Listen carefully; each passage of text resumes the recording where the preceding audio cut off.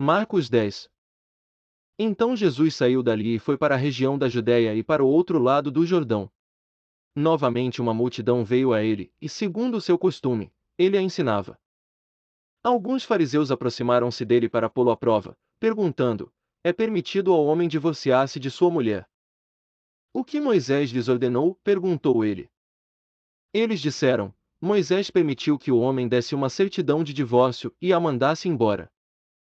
Respondeu Jesus: Moisés escreveu essa lei por causa da dureza de coração de vocês. Mas no princípio da criação Deus os fez homem e mulher. Por esta razão, o homem deixará pai e mãe e se unirá à sua mulher.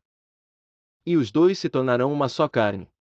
Assim, eles já não são dois, mas sim uma só carne.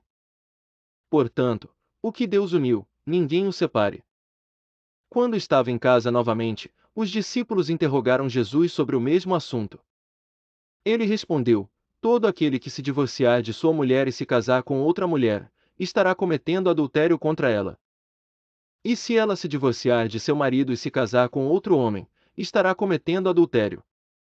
Alguns traziam crianças a Jesus para que ele tocasse nelas, mas os discípulos os repreendiam. Quando Jesus viu isso, ficou indignado e lhes disse: deixem vir a mim as crianças, não as impeçam, pois o reino de Deus pertence aos que são semelhantes a elas. Digo-lhes a verdade: quem não receber o reino de Deus como uma criança, nunca entrará nele. Em seguida, tomou as crianças nos braços, impôs-lhes as mãos e as abençoou. Quando Jesus ia saindo, um homem correu em sua direção, pôs-se de joelhos diante dele e lhe perguntou: bom mestre, que farei para herdar a vida eterna? Respondeu-lhe Jesus: por que você me chama bom? Ninguém é bom, a não ser um, que é Deus. Você conhece os mandamentos: não matarás, não adulterarás, não furtarás, não darás falso testemunho, não enganarás ninguém, honra teu pai e tua mãe. E ele declarou: Mestre, a tudo isso tenho obedecido desde a minha adolescência.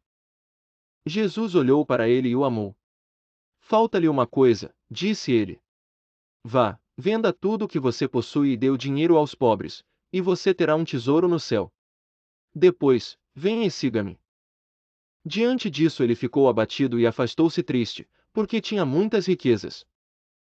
Jesus olhou ao redor e disse aos seus discípulos: como é difícil aos ricos entrar no reino de Deus. Os discípulos ficaram admirados com essas palavras. Mas Jesus repetiu: filhos, como é difícil entrar no reino de Deus. É mais fácil passar um camelo pelo fundo de uma agulha do que um rico entrar no reino de Deus. Os discípulos ficaram perplexos, e perguntavam uns aos outros: neste caso, quem pode ser salvo?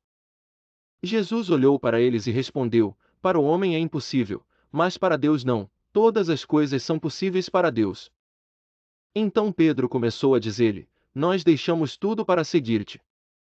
Respondeu Jesus: digo-lhes a verdade, ninguém que tenha deixado casa, irmãos, irmãs, mãe, pai, filhos, ou campos, por causa de mim e do Evangelho, deixará de receber 100 vezes mais já no tempo presente casas, irmãos, irmãs, mães, filhos e campos, e com eles perseguição, e, na era futura, a vida eterna. Contudo, muitos primeiros serão últimos, e os últimos serão primeiros. Eles estavam subindo para Jerusalém, e Jesus ia à frente. Os discípulos estavam admirados, enquanto os que o seguiam estavam com medo. Novamente ele chamou à parte os 12 e lhes disse o que haveria de lhe acontecer. Estamos subindo para Jerusalém e o Filho do Homem será entregue aos chefes dos sacerdotes e aos mestres da lei. Eles o condenarão à morte e o entregarão aos gentios, que zombarão dele, cuspirão nele, o açoitarão e o matarão. 3 dias depois ele ressuscitará. Nisso Tiago e João, filhos de Zebedeu, aproximaram-se dele e disseram: Mestre, queremos que nos faças o que vamos te pedir. O que vocês querem que eu lhes faça? Perguntou ele. Eles responderam: permite que, na tua glória, nos assentemos um à tua direita e o outro à tua esquerda. Disse-lhes Jesus: vocês não sabem o que estão pedindo. Podem vocês beber o cálice que eu estou bebendo ou ser batizados com o batismo com que estou sendo batizado? Podemos, responderam eles. Jesus lhes disse: Vocês beberão o cálice que estou bebendo e serão batizados com o batismo com que estou sendo batizado. Mas o assentar-se à minha direita ou à minha esquerda não cabe a mim conceder. Esses lugares pertencem àqueles para quem foram preparados. Quando os outros 10 ouviram essas coisas, ficaram indignados com Tiago e João. Jesus os chamou e disse: Vocês sabem que aqueles que são considerados governantes das nações as dominam, e as pessoas importantes exercem poder sobre elas. Não será assim entre vocês. Pelo contrário, quem quiser tornar-se importante entre vocês deverá ser servo. E quem quiser ser o primeiro deverá ser escravo de todos. Pois nem mesmo o Filho do Homem veio para ser servido, mas para servir e dar a sua vida em resgate por muitos. Então chegaram a Jericó. Quando Jesus e seus discípulos, juntamente com uma grande multidão, estavam saindo da cidade, o filho de Timeu, Bartimeu, que era cego, estava sentado à beira do caminho pedindo esmolas.